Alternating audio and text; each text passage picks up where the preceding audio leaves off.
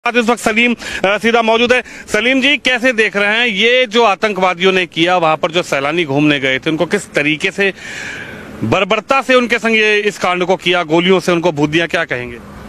देखिए, ये अगर हम अपने नज़रिए से बोल लेंगे तो ये गलत हुआ है, ये आतंकवादी हमला है, ये मानवता के खिलाफ है।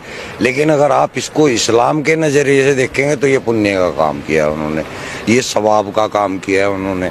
ये कुरान के स्क्रिप्चर सूरह तौबा की जो 5 आयत है उसके अंदर सेम टू सेम यही प्रक्रिया लिखी है कि काफिरों को जहाँ पाओ वहाँ देखो, उनको मारो, घात लगा करके उनको मारो। इन्होंने भी तो वही किया, घात लगा के मारा, बाकायदा उसकी रेकी हुई है। घात क्या इस्लाम में ही लिखा है, कुरान में ही लिखा है किस तरीके से निहत्थे लोगों को इस तरीके से देश के वासियों को भून दिया जाए, उनको मार दिया जाए? आइए, मैंने कुरान की तो आपको आयत बताई है, जो सूरह तौबा है, कुरान की 9वीं सूरह है और उसकी 5वीं आयत है। वहां पे ये लिखा हुआ है, सेम इसी तरह बर्बर तरीके से मारने का लिखा हुआ है।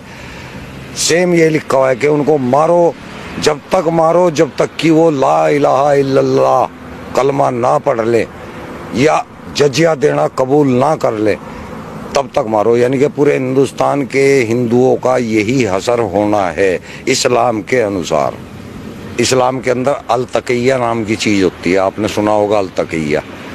अल तकिया वो चीज़ है जब इस्लाम के अंदर हमें कोई ऐसा काम करना होता है जो कि सामने लोगों को नाजायज़ दिख रहा है, तो आपको वहाँ लोगों को तो नाजायज़ बताना है लेकिन काम वो सवाब का करना है आपको।